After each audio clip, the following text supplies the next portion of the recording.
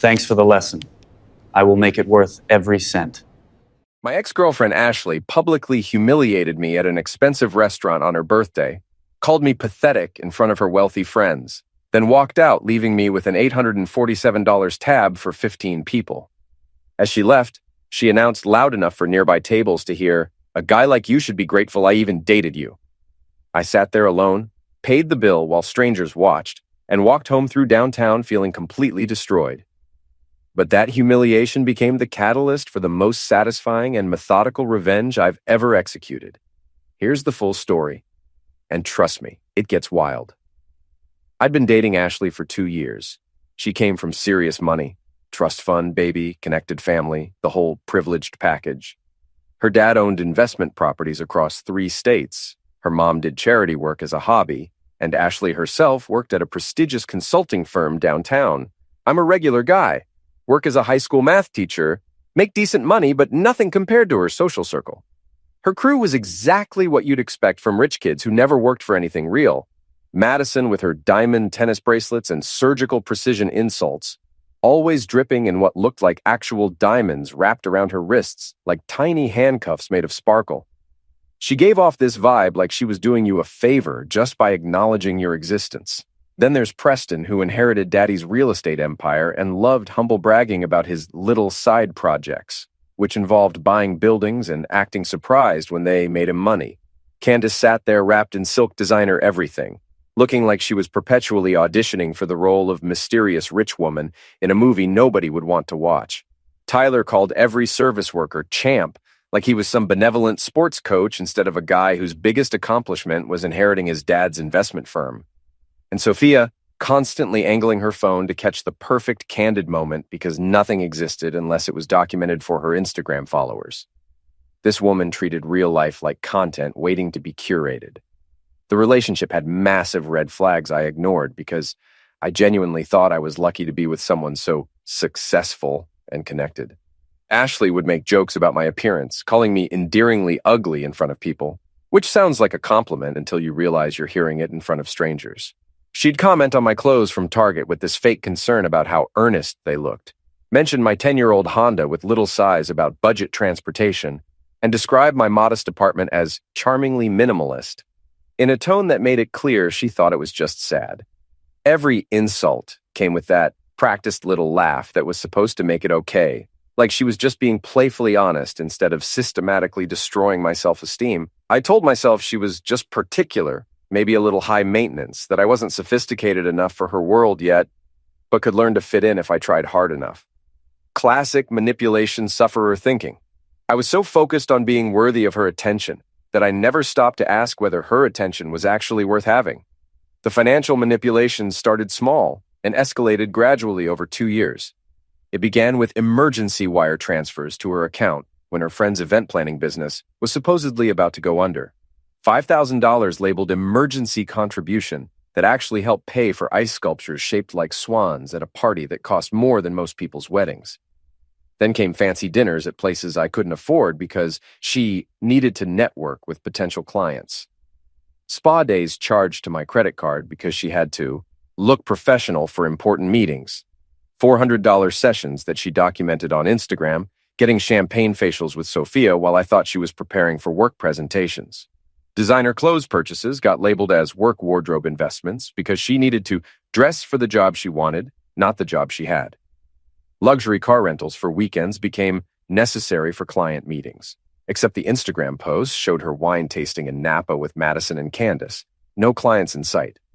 Every expense came with a perfectly reasonable story that made it sound temporary, necessary, like I was investing in both our futures together.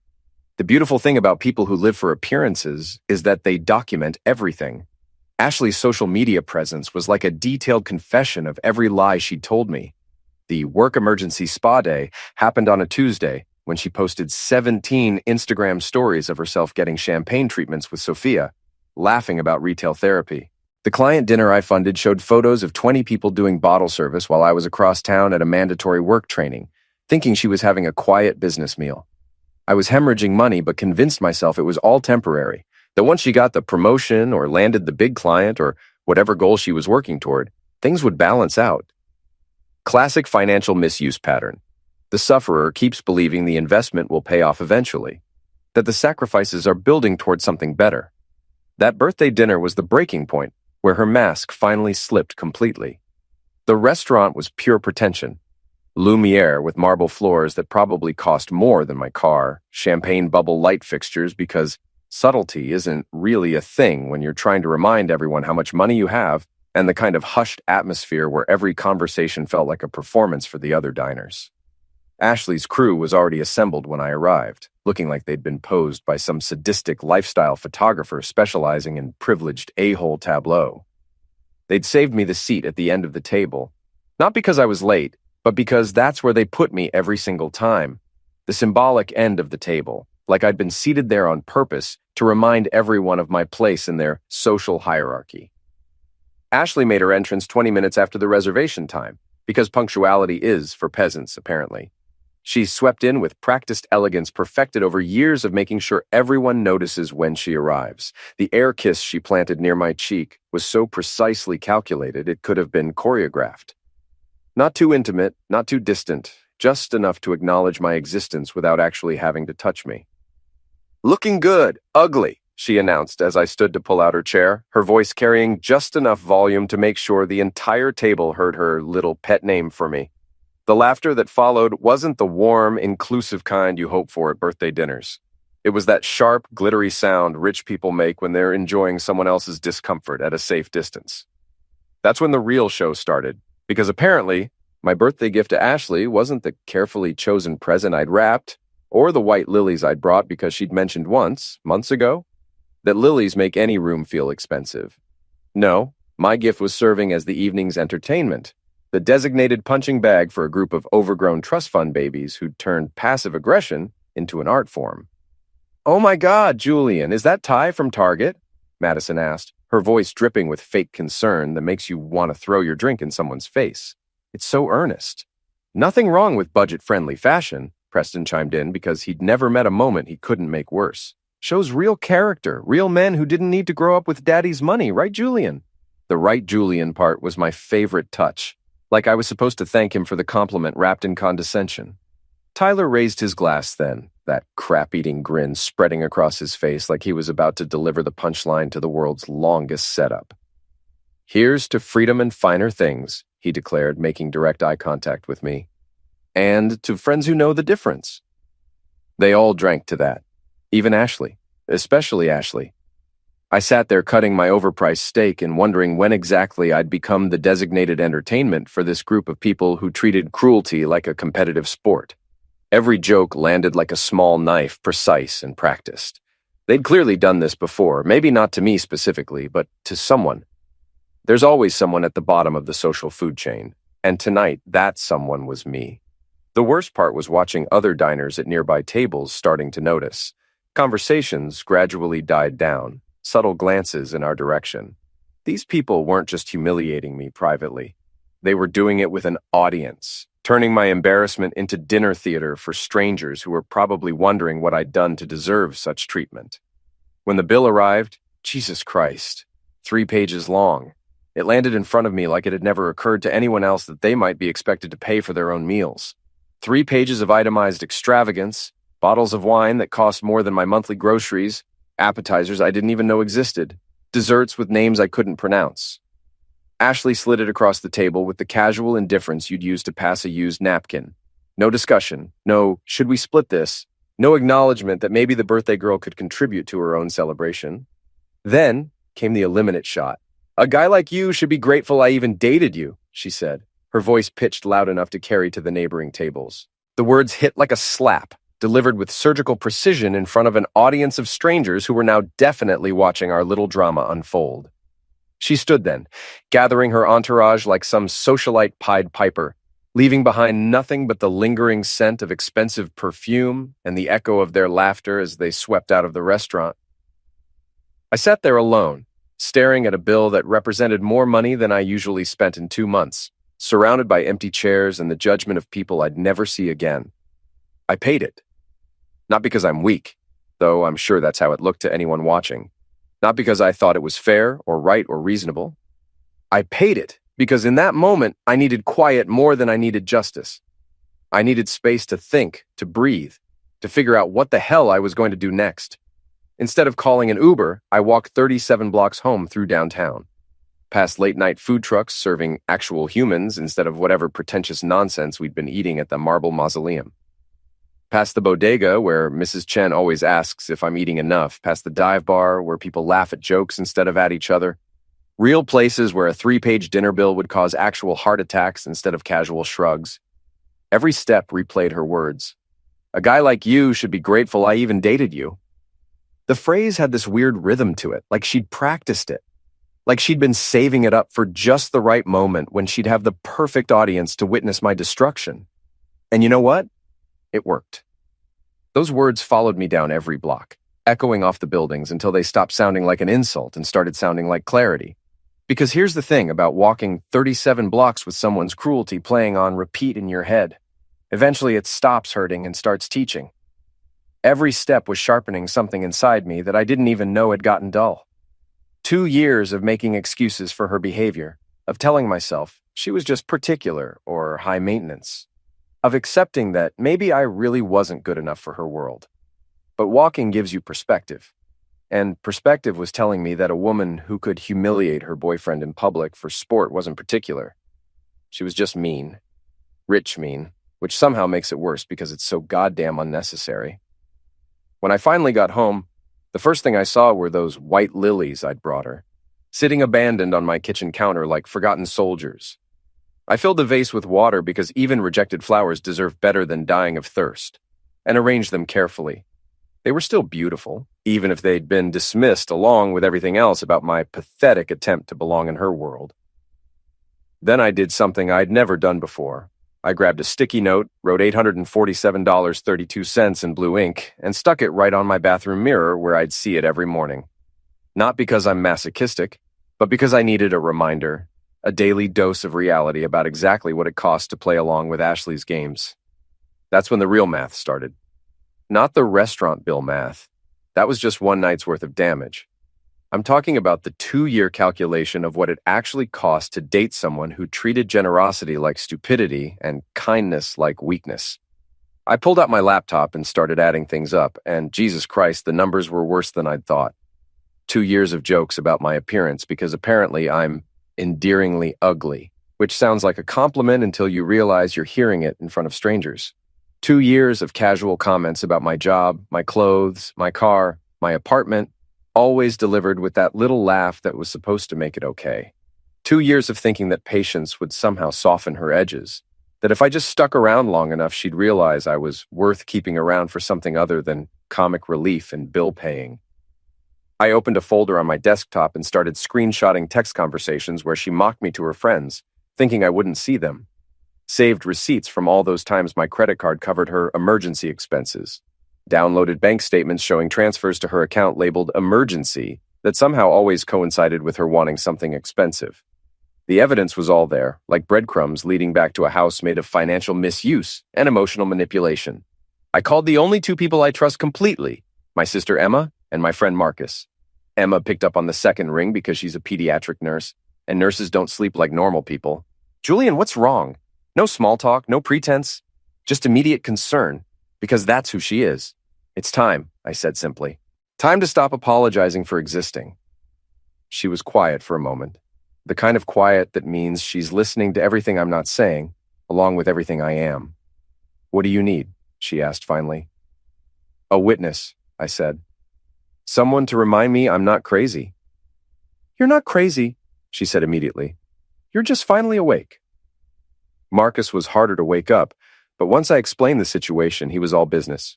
You sure about this? He asked, and I could hear him already firing up his laptop in the background. I'm sure. I'm tired of being the punchline to her joke, I said. Good, he said, because I've been waiting 2 years for you to get pissed off enough to do something about it. Marcus showed up at my door the next morning looking like he'd raided a Best Buy clearance rack, old laptop under one arm, legal pad tucked under the other, and that expression he gets when he's about to dive deep into someone else's digital mess. The guy's a walking contradiction. Messy hair, wrinkled t-shirt, but a mind that organizes information like he's running some kind of human filing system. Coffee first or revenge first? He asked. settling into my kitchen chair like he planned to be there all day. Both, I said, but let's call it justice. Revenge sounds petty. He snorted.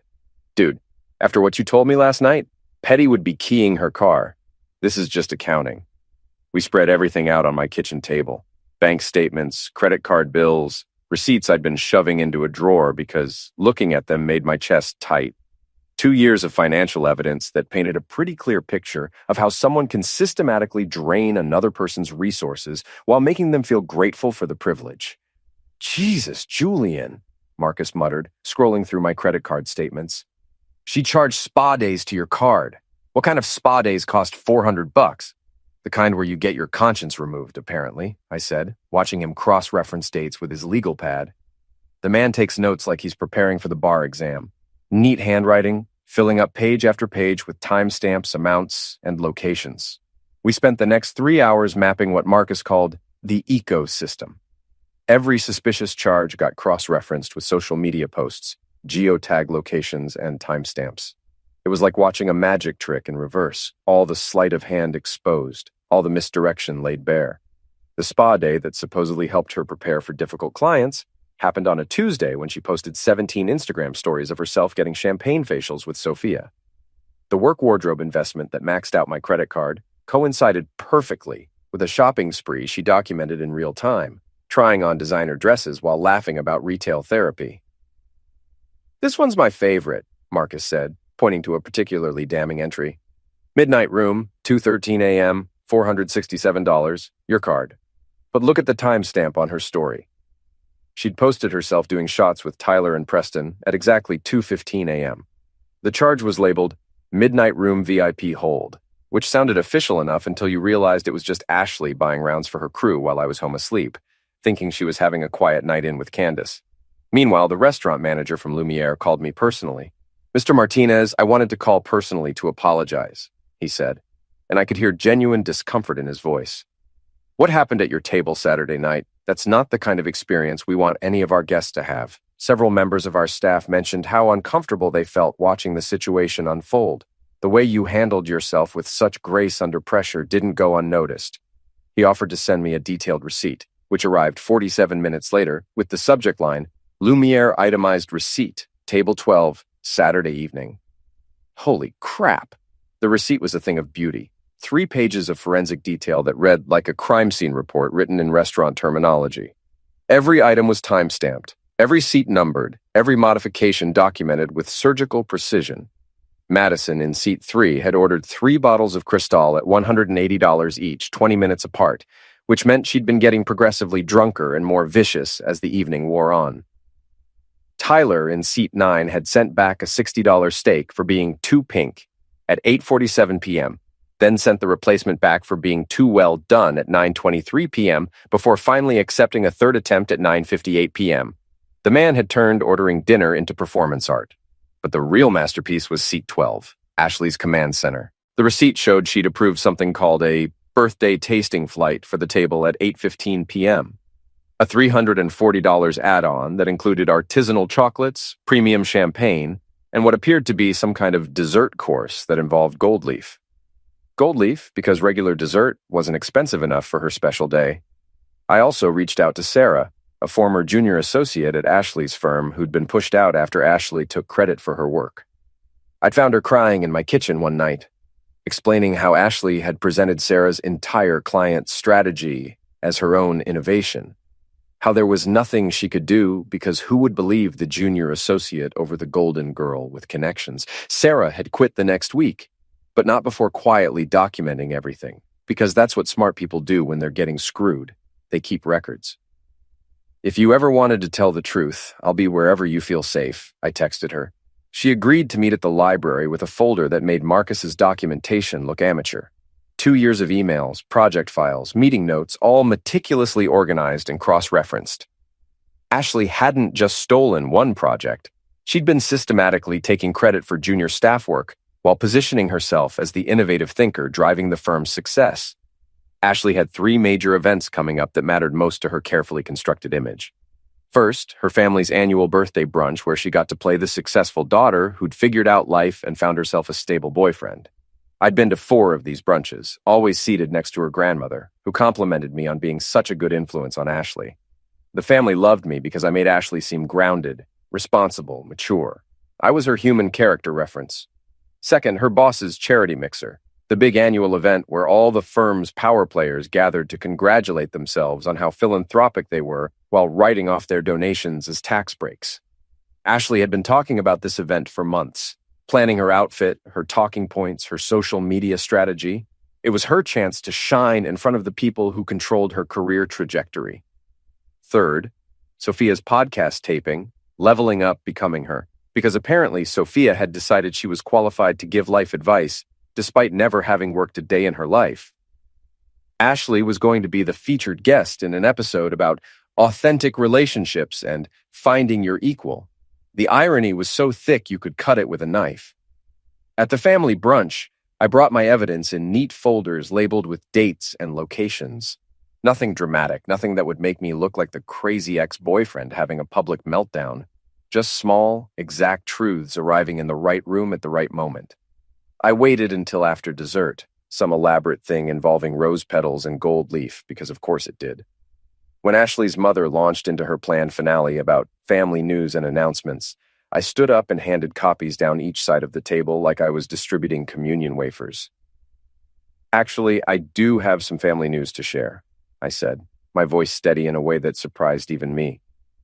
These are just some documents I thought might interest everyone. Financial records, actually, from the past 2 years. The first page was the restaurant receipt from Saturday night. All 3 pages itemized down to the last overpriced olive.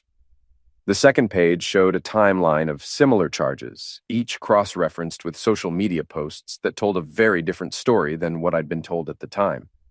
Page 3 was my personal favorite, a simple spreadsheet showing total amounts by category, with a running tally at the bottom that currently sat at $39,964. No commentary, no accusations, no emotional manipulation. Just paper with numbers and dates and facts that spoke louder than any speech I could have given. The silence that followed was the kind you usually only hear right before something very expensive breaks. Ashley's father's eyebrows had climbed halfway to his hairline. Her mother's jaw was working like she was chewing through steel. Tyler had actually stopped looking at his phone, which might have been a first. And Ashley? Ashley's perfect smile flickered like a light bulb about to burn out, then snapped back into place with the kind of effort that made her eye twitch. "You're being dramatic," she said finally, reaching across the table toward my wrist with a gesture that was probably supposed to look affectionate, but came across like someone trying to pet a potentially dangerous animal. I moved my arm away, gently but definitively. Not angry, not aggressive, just done. Ashley's grandmother was still reading, her ancient eyes moving slowly across each page like she was memorizing every detail. When she finished, she placed her weathered hand over mine and said one word that seemed to fill the entire conservatory. Enough. She wasn't talking to me. The fallout started that night. Ashley began calling at 10:41 p.m., right around the time Sophia posted that cryptic yikes story that disappeared faster than a decent man at one of Ashley's dinner parties. The calls continued until 6:23 a.m. 73 attempts from Ashley alone, plus 21 from her mother, 14 from her father, 18 from Tyler, 12 from Sophia. Even her boss called 3 times, which meant something significant had shifted in the corporate ecosystem. The voicemails were a journey through the stages of psychological breakdown. They started with confusion and anger. "Julian, what the hell did you do? My boss wants to see me first thing tomorrow, and he's asking questions about Sarah and some BS about stolen work." They escalated to threats. "You pathetic little worm. You think you can destroy my career because your feelings got hurt?" By 2 a.m., her voice was hoarse from screaming into voicemail.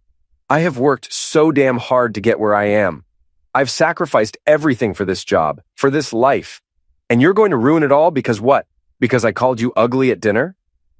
At 3:17 a.m. came a moment of clarity. "Julian, please. I know I said some things I shouldn't have, but this is my career we're talking about. My entire future. Can't we work something out?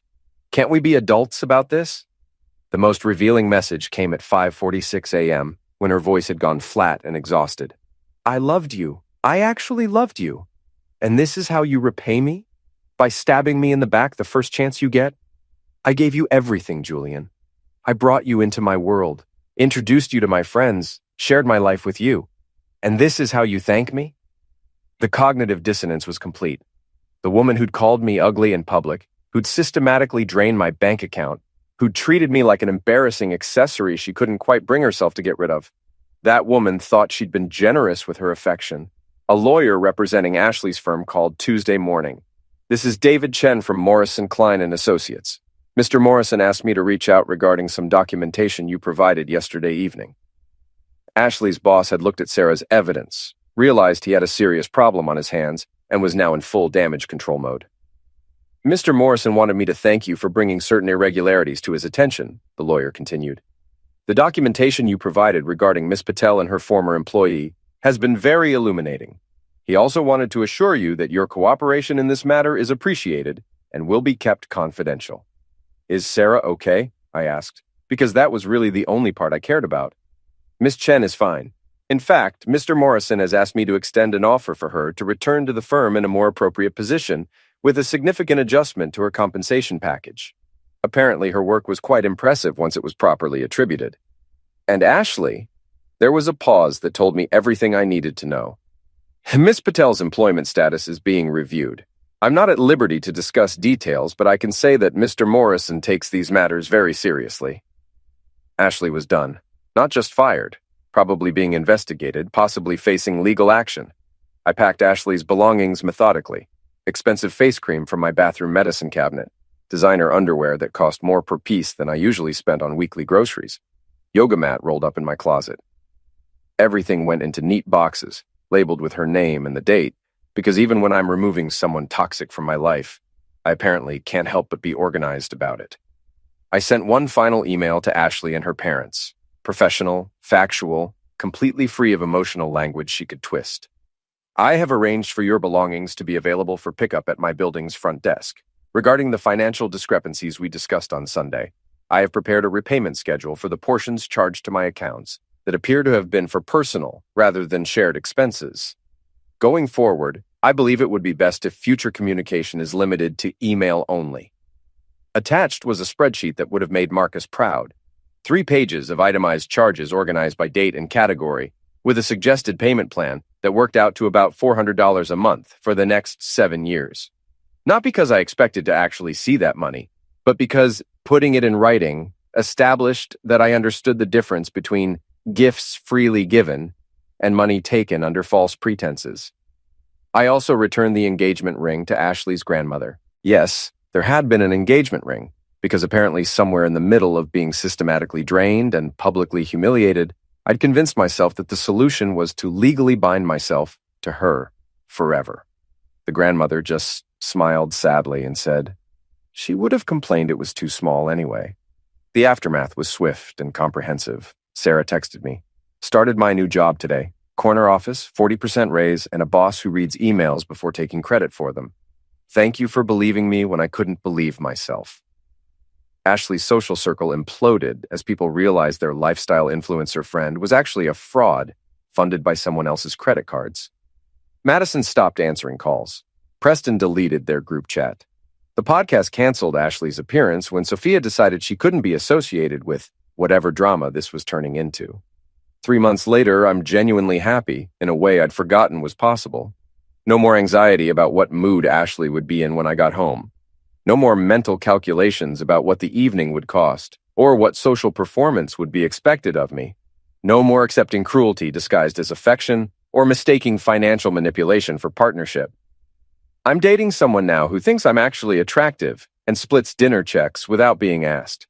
She laughs at my jokes instead of at me, treats my job with respect instead of condescension, and has never once made me feel like I should be grateful she's giving me a chance. Funny how much better life gets when you stop accepting treatment you don't deserve.